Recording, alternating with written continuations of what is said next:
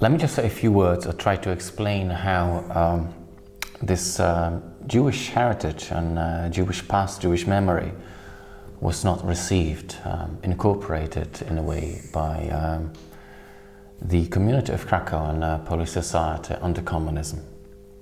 I have to refer to the way collective memory works. So let me just say a few words of explanation how collective memory functions. And I'll refer mostly to the theory of Maurice Halbwachs, the French sociologist whose work on social memory belongs into the canon of sociological works on the subject. So collective memory cannot be confused with history, because it's a social projection of the common past of a given community. It's based on the awareness of a common existence in time and on convictions and beliefs about the common past, which includes events and historical figures. It's not so much based on historical facts as on imagined notions and ideas of these facts. So let me repeat, it's not about history, but a certain image or images of history, of certain visions of what history is. In liberal democracies, collective memory is plural. So there is a certain pluralism of different memories in the public sphere. There is what Pierre Nora called a certain democratization of history. So history and collective memory is possessed by historians and institutions, but also by liberated and emancipated minorities of various kinds: national, ethnic, religious, sexual, social, etc., and individuals. So that's the position of the authorities, and some kind of official memory is a privilege, but it's not omnipotent. So all those other memories, collective memories, can find a way to be included into the mainstream.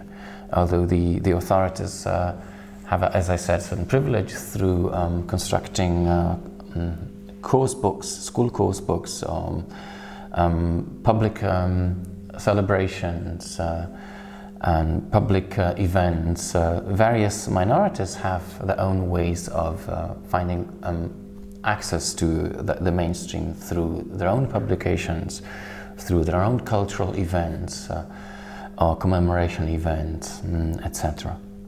In totalitarian or authoritarian regimes, autocratic regimes, collective memory looked a bit different. So it was characterized by the elimination of voices that were different from the official ones, and there were rival subjects of memory were not admitted. Collective memory was strictly controlled by the regime. The authorities, like the communist authorities of communist Poland, ruled over the past and decided in the case of Polish communist authorities what and how is to be remembered and what is to be forgotten. So in a way, non-memory or oblivion was an inherent component of totalitarianism and totalitarian collective memory. You might say that some of these processes are still visible in some post-communist countries of Central and Eastern Europe today, and that's either because these communities haven't managed to shake off the old habits, or because they have sort of relapsed into the old authoritarian habits. I mentioned collective forgetting, and this is a sort of inverted collective memory, and it is done through avoiding and omitting, through reshaping collective memory, through downplaying certain events, figures, certain elements of collective memory, or reinterpreting them, or pushing them into the subconscious.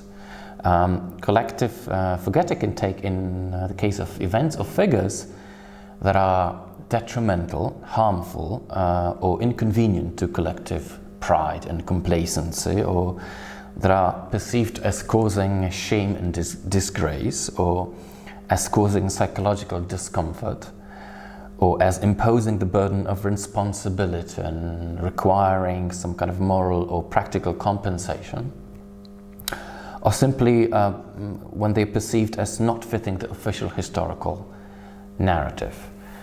Collective memory or collective forgetting can be state-organized, but it also is and can be popular, happening at the grassroots level.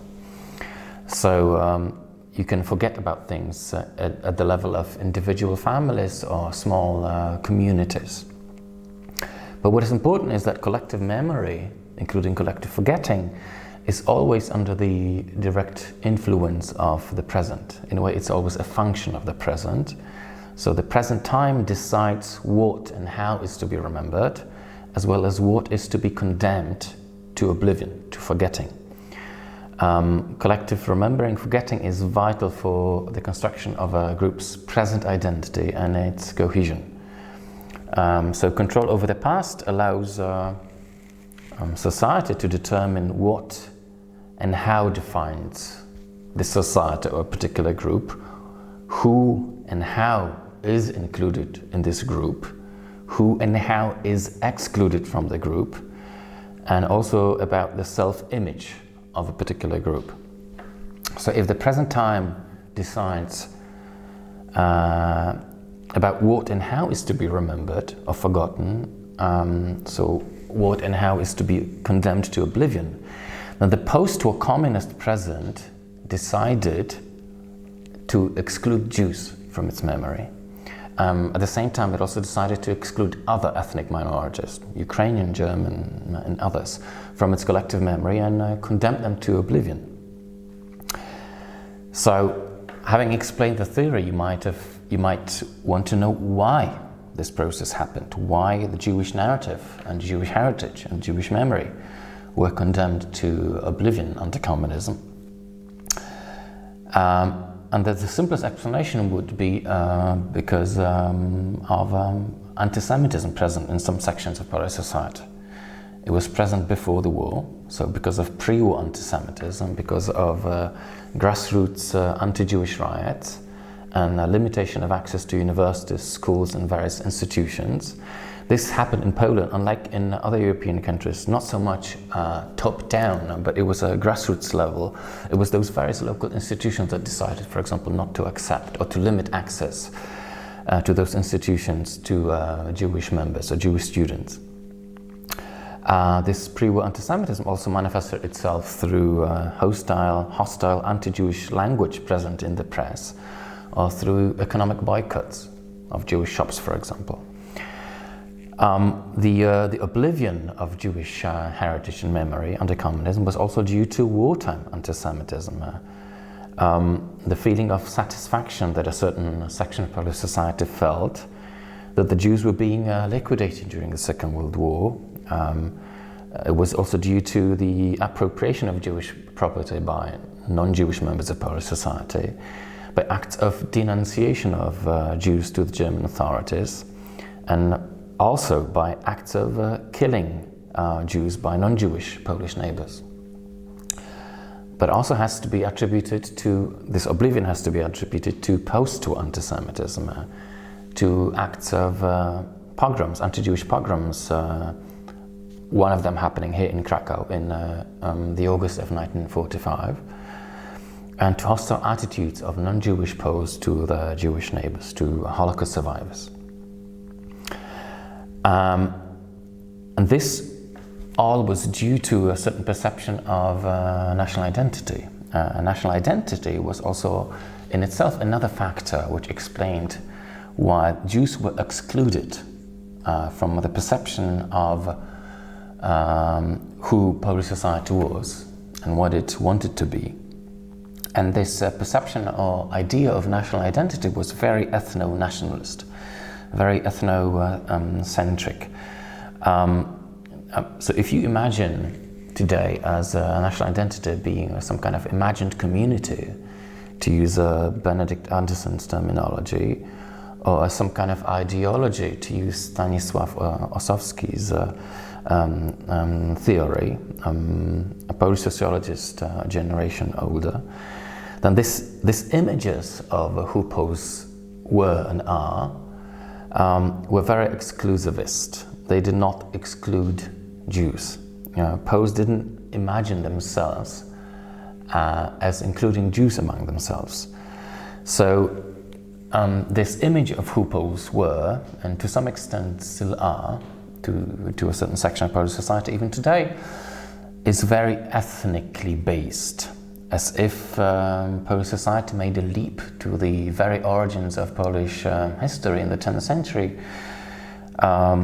where really the identity was to a great extent blood related. But this is absurd at the age of modernity, and basing national identity in the 20th century and also in the 21st century on ethnicity only is very exclusivist. But this is the problem that Polish society and other Central or Eastern European societies have been grappling with for quite a long time. And sadly it still persists. And this is manifested in terminology even today.